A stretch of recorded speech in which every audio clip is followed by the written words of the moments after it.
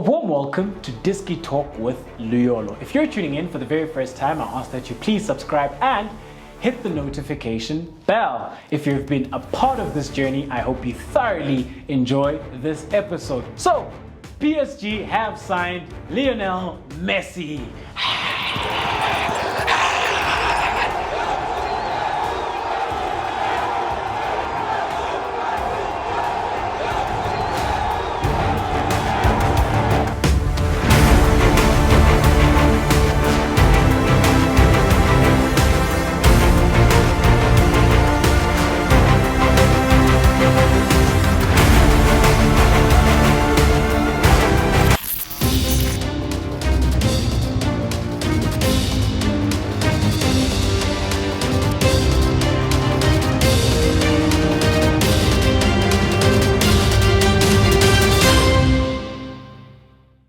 When the news broke, I was very, very excited, especially because of what he brings to the PSG side. However, I'm not going to lie, there was a part of me which was saddened by the fact that he did leave Barcelona, because like I had previously mentioned, that Lionel Messi is Barcelona, and I believe he's the type of player that should retire at Barcelona. However, PSG have signed Messi, and he will be joining this PSG side. So obviously Neymar, his best friend, was very instrumental in convincing him to join. But another interesting thing is that even when Messi had turned them down previously, because we do know that in the previous transfer window he did want to leave Barcelona, and when he then adapted to life at Barcelona, fell in love with the football club again,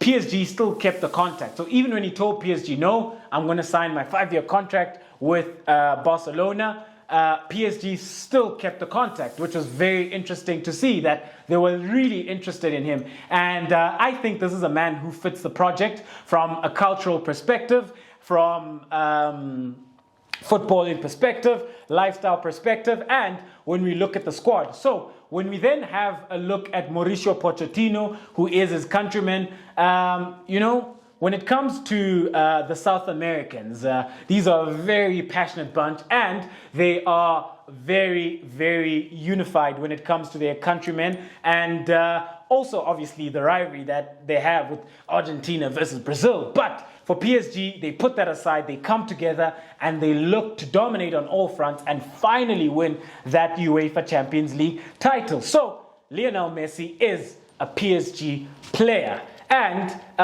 what's interesting then is having a look at the type of squad they will have. And how does Messi then fit into this 11? How do PSG approach games with a star-studded lineup and so many options throughout the pitch? So let's then have a tactical preview of how PSG could line up going into the season and where Messi could look to cause some problems. So then when we have a look at this PSG side, so I think Poch could go at it from so many perspectives. So I will have a look at 3 formations: a 4-2-3-1, a 4-3-3, and a 3-4-3. So let's start then with a 4 at the back.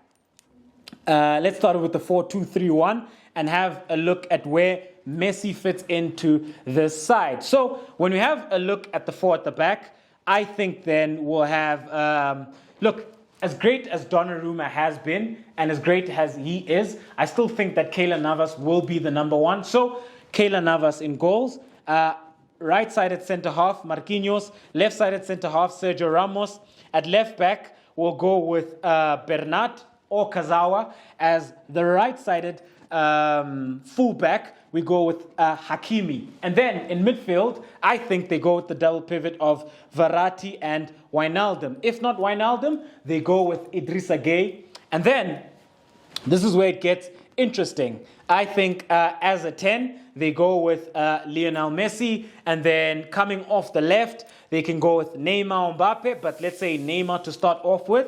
And then off the right, Di Maria. And then up front, Kylian Mbappe. That is how they could look at things from a 4-2 3-1 perspective. And obviously you'll have Neymar coming in, you'll have Di Maria coming in, the two fullbacks will go up, Wijnaldum can drop into there to cover. That's what he did at Liverpool so very well. So that's how I think they'll look to go about things. You'll have three playmakers who will come in and overload the central zone, overload and occupy the half spaces and look to cause havoc, especially when it comes to Messi and Neymar's link-up play. So let's have a look then from a 4-3-3 perspective as to how they could go about things and where does Lionel Messi fit in from a 4-3-3 perspective. So the back four remains the same. The only thing that changes, in my opinion and my perspective, is that they would have to then sacrifice Angel Di Maria. So Di Maria drops out. He would then come into the midfield. Then we have a front three of Messi coming off the right-hand side, Neymar coming off the left-hand side, Mbappe playing as the striker up front. And then in midfield, you have Idrissa Gueye, you've got Verratti, and then you got Wijnaldum. But yet again, Angel Di Maria is a tactically versatile footballer. So he can also come into midfield and play as a number 8. But I would like to think that it would be Idrissa Gueye, it would be Verratti, it would be Wijnaldum. That's how they could look at things from a 4-3-3 perspective. However, if they do go with a 3-4-3, let's see how they go with a 3-4-3 system. So the three at the back, then, this is where it gets interesting. So the three at the back, I think you've got, I think you would have Sergio Ramos as your right-sided centre-half.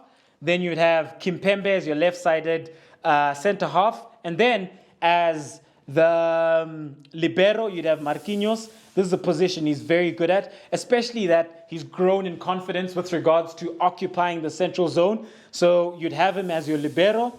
And then as your double pivot, you could have Verratti and Idrissa Gueye, or you could have Verratti and Gini Wijnaldum. And then as your right wing back, you could have Hakimi, who I think then this would suit him a lot more by virtue of the fact that he will have that whole right-hand channel to himself, and he would be able then to do so much damage down that side. On the left-hand side, I think then you have Kurzawa or Bernat then attacking this space, which then would obviously then complement Neymar very well. Neymar comes in, Kurzawa or Bernat goes. On the right-hand side, Messi comes in. You got Hakimi who goes. You got Mbappe as the front man. So with regards to PSG, that's how I see them lining up. Those are three possible ways, three possible formations they could go with. However, they are a tactically versatile team by virtue of the fact that they've got Mauricio Pochettino as a great tactician who is very, very intelligent with regards to how he sets up his teams. And I look forward to how PSG will go about things going into the new season. So, ladies and gentlemen, thank you very much for tuning in to yet another episode of Disky Talk with Luyolo. However, it wouldn't be a Disky Talk with Luyolo episode without an unpopular opinion. So, my early unpopular opinion is that PSG will win the UEFA Champions League. Bongani, you've got that on tape, right? So we'll take it out when PSG lift that UEFA Champions League trophy with Sergio Ramos, with Kylian Mbappe, with Messi, with Neymar. So, hey man, I love it. I'm looking forward to it. When Real Madrid were doing it with the Galacticos in 2009, when they were signing all those superstars, it was fine because they're the Galacticos. Why can't PSG do it? So, ladies and gentlemen, thank you very much for tuning in to yet another special episode of Disky Talk with Luyolo. Do let me know how you feel about the star-studded lineup. Do you see them achieving big things, or do you think that they're going to fall short again? Thank you very much for tuning in to yet another special episode of Disky Talk with Luyolo. Signing out.